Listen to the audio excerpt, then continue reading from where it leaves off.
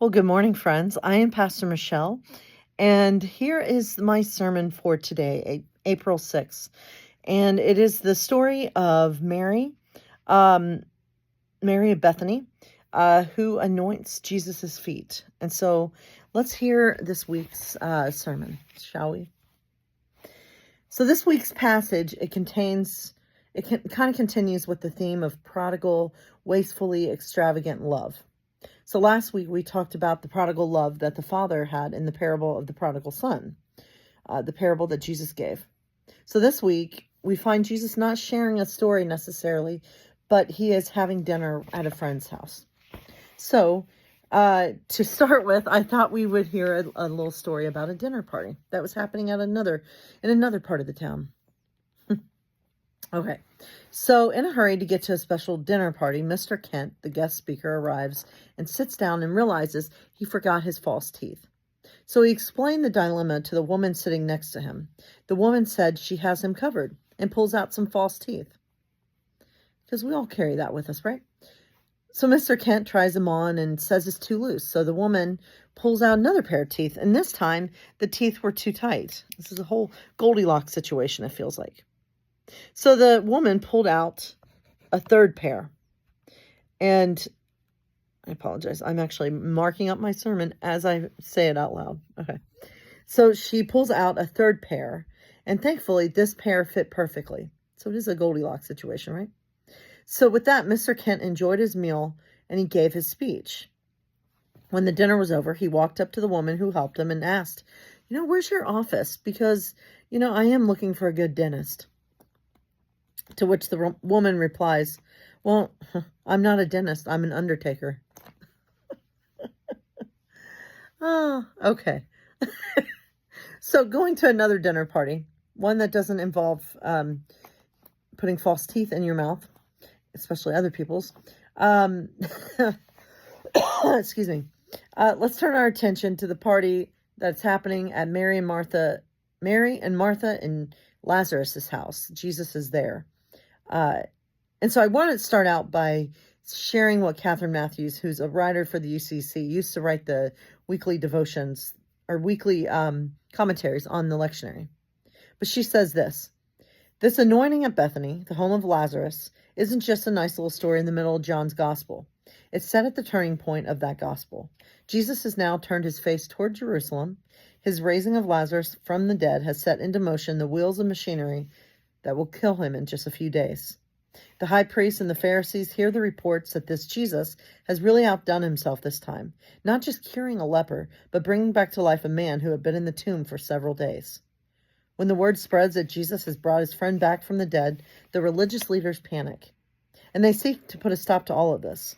So right in the midst of all of this anxiety, plotting, and threats, or perhaps in spite of it, Jesus' friends Martha, Mary, and Lazarus decide to throw a dinner party.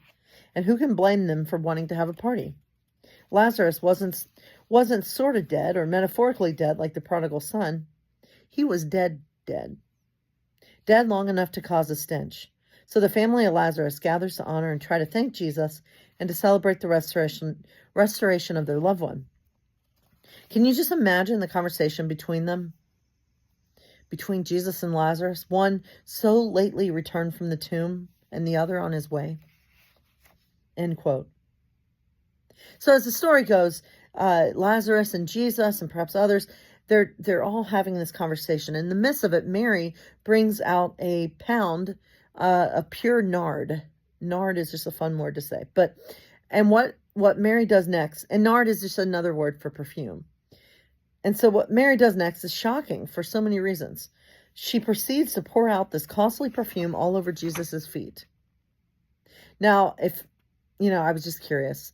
I Googled what the most expensive perfume is currently in our world, and it is Le Monde sur Mesure. That's me attempting French. And it goes for $1.8 million. My goodness. I was going to buy me a bottle, but I don't have close to that amount of money.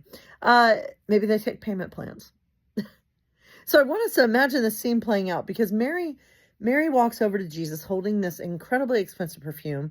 She goes over to him and doesn't just spray a little bit on him, to give him a little spritz. Mary, I like to think that Mary dumped that whole expensive bottle of costly perfume all over Jesus, particularly his feet. And you might wonder why she was pouring out anything on the feet of Jesus, but well, in those days it was custom to have guests' feet washed by the slaves of the household. People's feet back then were probably pretty dirty, considering I don't think they had socks and they mostly wore sandals, or maybe some people went barefoot.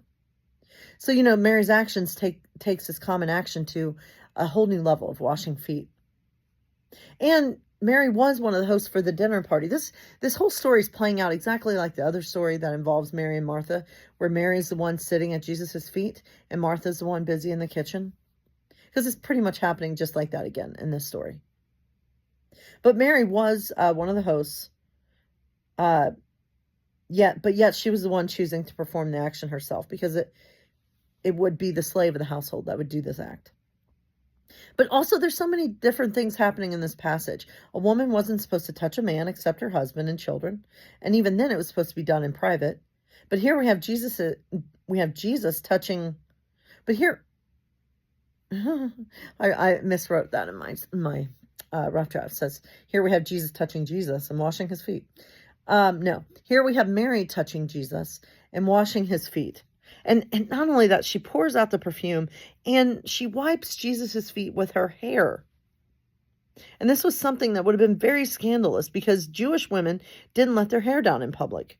This action would have been considered completely inappropriate, because women aren't supposed to show their hair to anyone but their immediate family.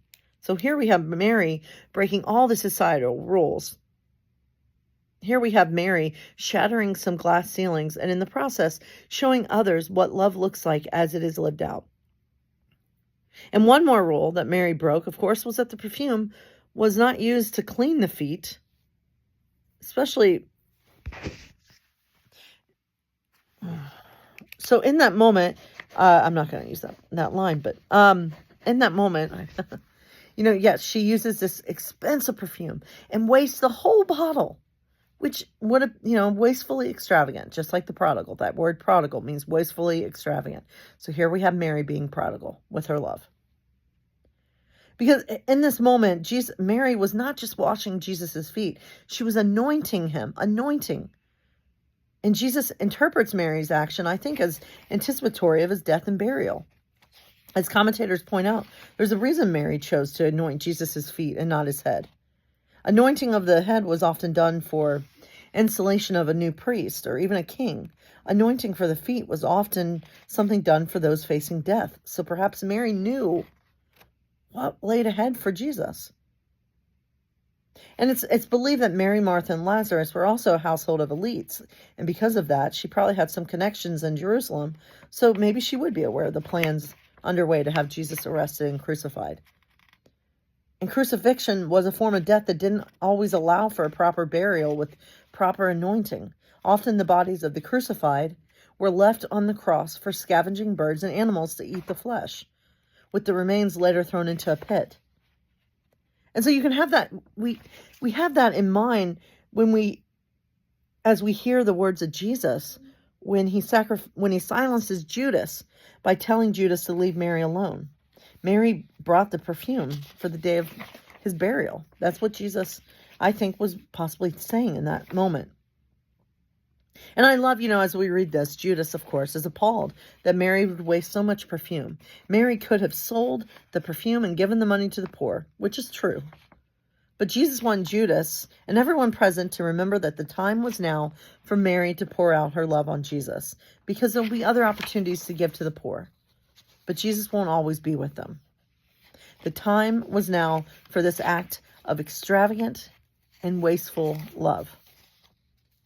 Barbara Brown Taylor says that Mary is prophetically witnessing to the extravagance, the lavishness of God's love and mercy, something Mary had experienced in Jesus himself, just as we can today.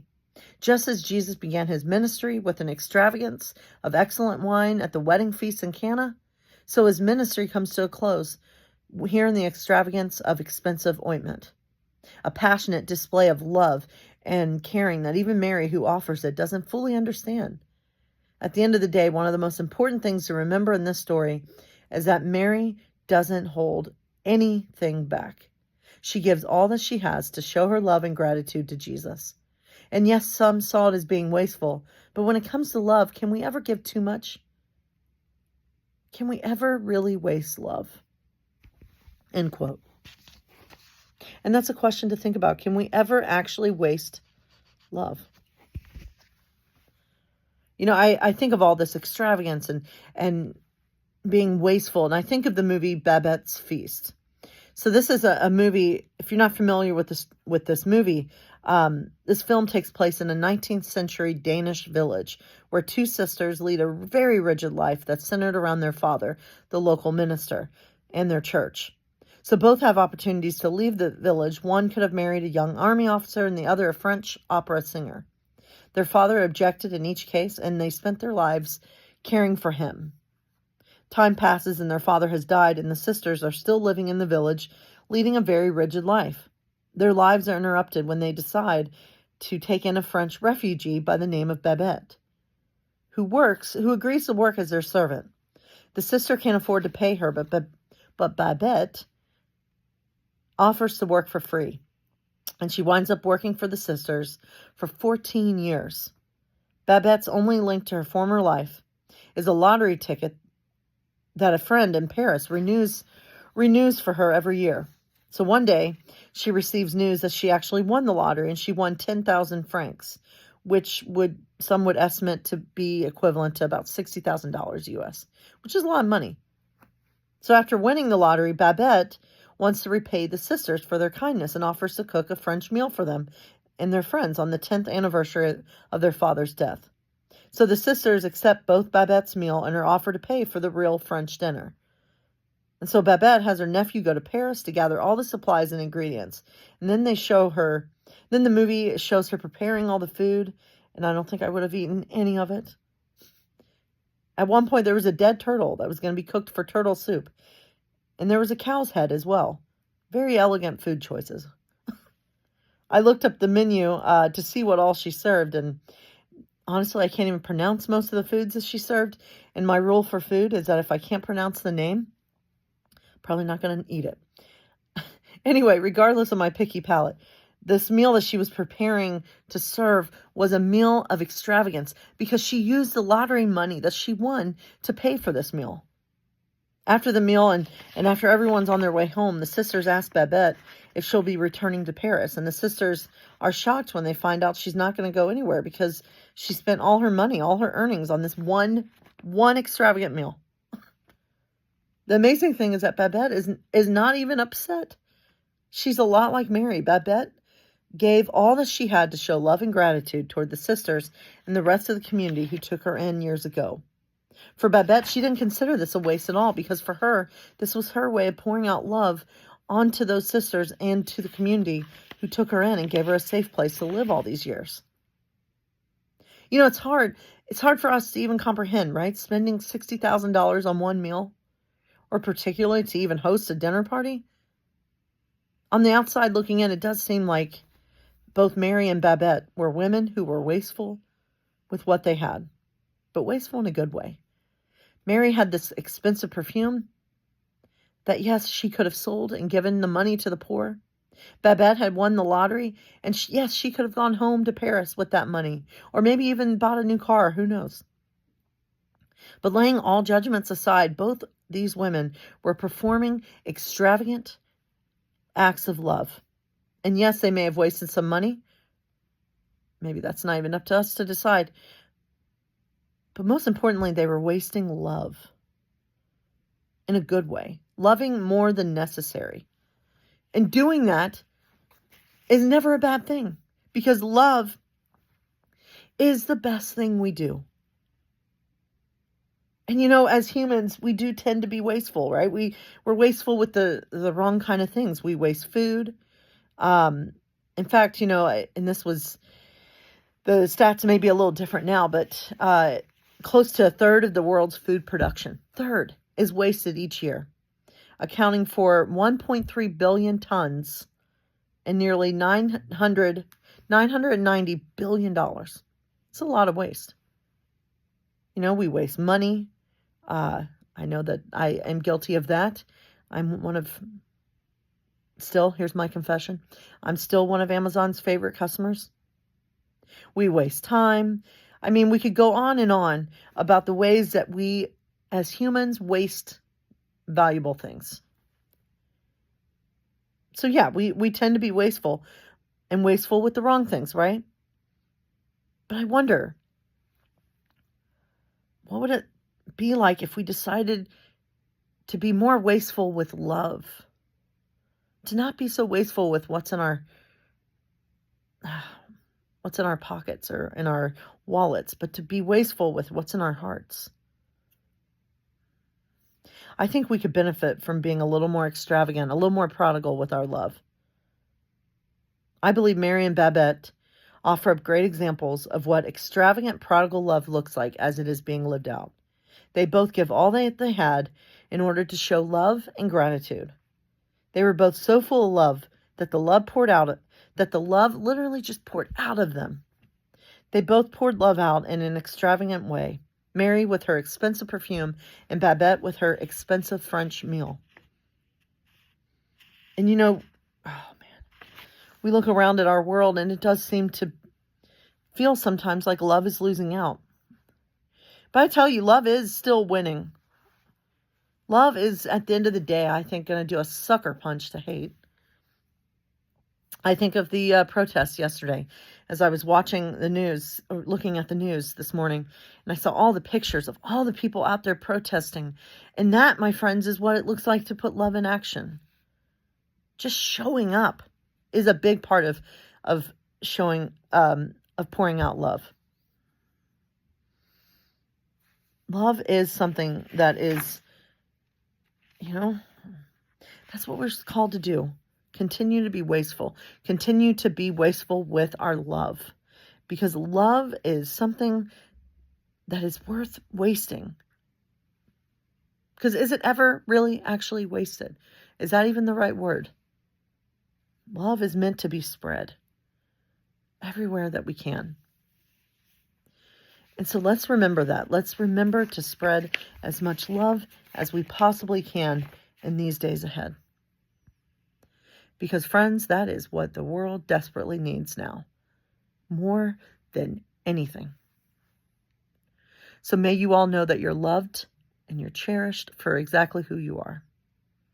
I love you all, and never forget that you are God's beloved.